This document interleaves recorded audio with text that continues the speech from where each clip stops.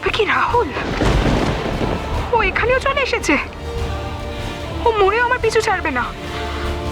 কি হবে এখন? তোমার জীবনে শুধু একটাই নাম লেখা থাকবে, আর সেটা রাহুলের।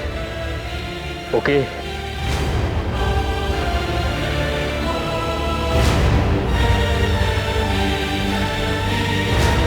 না, দরজা খুলবে না তুমি, দরজা খুলবে না। কেন রি? বাইরে কেউ ডাকছে আমাকে? না, বলছি তো তুমি দরজা খুলবে না। দরজা খুললে তোমার খুব বিপদ হবে। কেন এরকম করছো? সরো না দেখি। না, খুলবে না তুমি দরজা, বলছি তো খুলবে না। অলি, কি হয়েছে তোমার? কেন এরকম করছো আমাকে বলো? কেন দরজা খুলবো না কেন? কি হয়েছে বলো আমাকে। অরূপ, দরজা খুললে তোমার খুব বড় বিপদ হয়ে যাবে। তুমি জানো না। তুমি আমার এই কথাটা রাখো প্লিজ। তুমি দরজাটা খুলো না। অলি, কেন এরকম ছেলে মানুষই করছো? হয়তো দরকার আছে তাই আমাকে ডাকছে। তাছাড়া আমি তো বাড়িতেই আছি। কি হবে আমার? তুমি কেন বুঝতে পারছো না অরূপ? দরজাটা খুললে তোমার তোমার খুব বড় ক্ষতি হয়ে যাবে। আমি চাই না তোমার কোনো ক্ষতি হোক। যদি যদি তোমার কোনো ক্ষতি হয়ে যায়, আমি নিজেকে কোনোদিনও ক্ষমা করতে পারবো না। আমি কোনোদিনও ক্ষমা করতে পারবো না, কোনোদিনও না।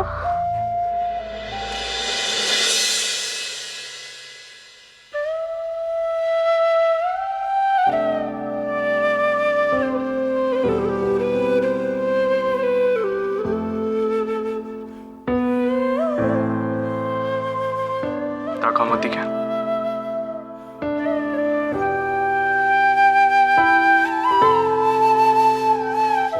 কখনো মনে হয় তুমি আমাকে খুব ভালোবাসো অলি, তাই এত ভাবো আমার জন্য।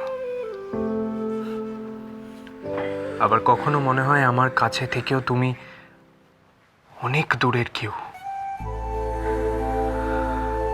যাকে অনুভব করা যায়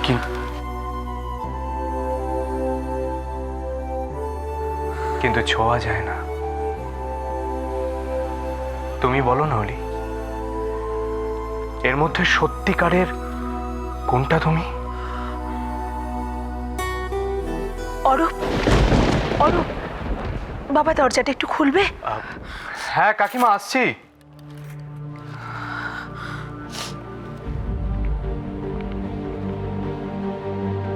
কি শুনলে তো? কাকিমা ডাকছে। তুমি একটু ওয়েট করো, আমি এক্ষুনি আসছি। কেমন?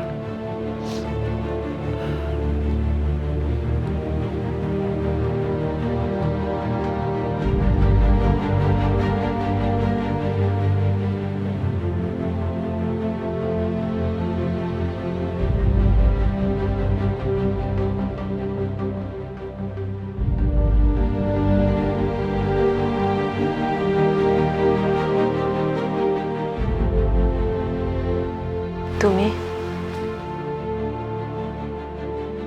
খুব ঠান্ডা পড়েছে তাই না ছোট মা?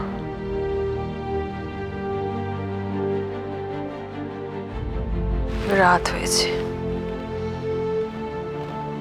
শোনি কেন এখনো? তুমিও তো জেগে আছো ছোট মা। আমি তোমাকে দেখতে পাচ্ছি তাই জানতে পারলাম।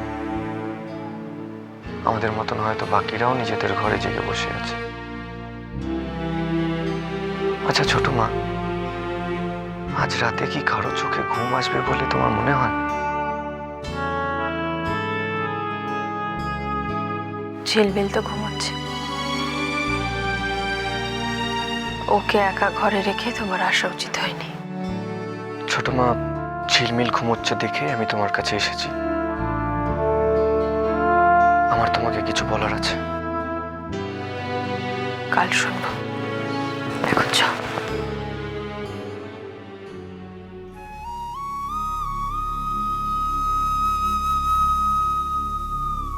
তুমি আর কতক্ষণ এভাবে দাঁড়িয়ে থাকবে ছোট মা? ঠান্ডা লাগছে না? এখন তোমার ঠিক থাকাটা আমাদের সবার জন্য খুব জরুরি।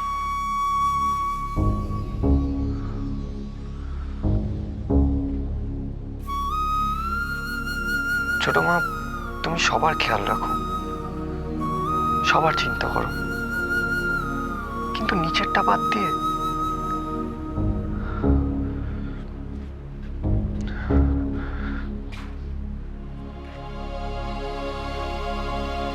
ছোট মা, তোমার একটা কথা বলবো?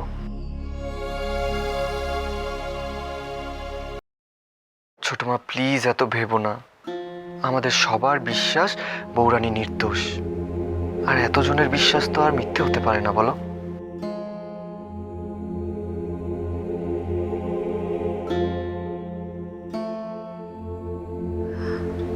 তুমি অনেক বড় হয়ে গেছো অভ্র, অনেক কিছু বুঝতে শিখেছো। এটাই আমার সব থেকে বড় পাওনা।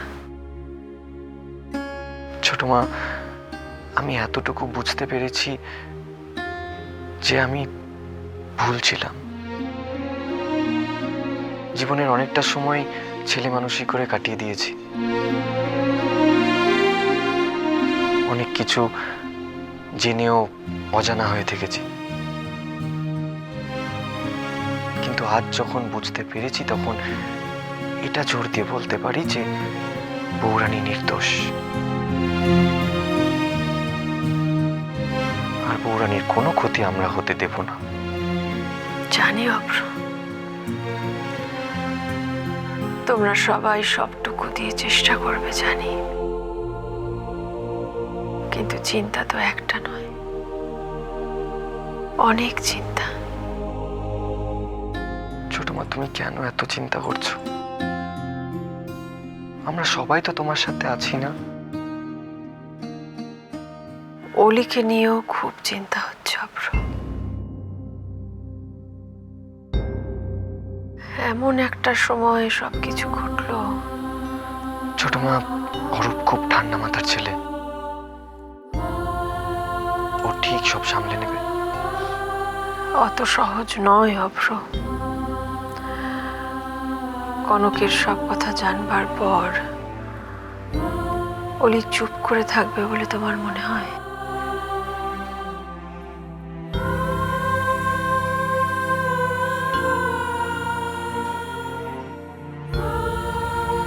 বৌরানী আজ আমার জন্য জেলে রাত কাটাচ্ছে, আর আমি চুপচাপ হাত পা গুটিয়ে এখানে বসে আছি। দাদা ভাইয়ের কাছেও বৌরানীর খবরটা ঠিক করে পেলাম না। সবাই আমাকে কি একটা এড়িয়ে যাচ্ছে, আমার কাছে কিছু একটা চেপে যাচ্ছে ওরা। কাল ভোর হলেই আমি বৌরানীর সাথে দেখা করতে যাব। আমার জন্য ও কেন শাস্তি পাবে? আমাকে দিব্যি দিয়ে বৌরানী আটকেছে, নাহলে আজই আমি বাড়ি চলে যেতাম। ওখানে এখন সবার মনের অবস্থা কি হচ্ছে সেটা আমি তো জানি। আর দাদা ভাই, ছি, দাদা ভাইয়ের কাছে কি করে মুখ দেখালাম আমি? আজ আমার জন্য ওরা এত কিছু করছে, আর আমি কিনা শেষ পর্যন্ত দাদা ভাইয়ের কাছ থেকে বৌরানীকে ছিনিয়ে নিলাম। আমি আজই অরূপকে সব বলে দেব, তারপর আমার ভাগ্যে যা আছে তাই হবে। তুমি আজকে ভাগ্যের কথা বলছো ছোট মা, আর একদিন তুমি শিখিয়েছিলে যে আমাদের আজকের কর্মের উপর আমাদের ভবিষ্যৎ নির্ভর করে। হ্যাঁ অভ্র, এতদিন সেটাই বিশ্বাস করে এসেছি, কিন্তু কনকের সঙ্গে আজ যা ঘটলো তারপরে আর এই বিশ্বাস থাকে?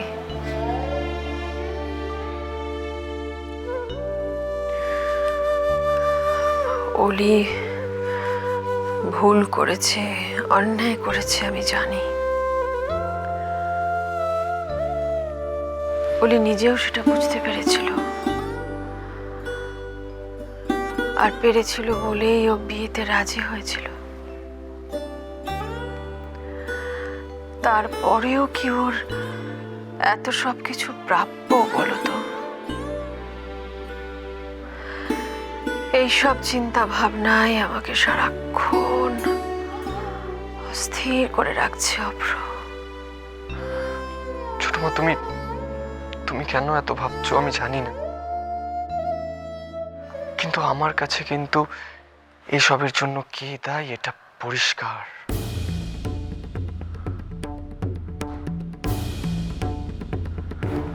হ্যাঁ ছোট মা,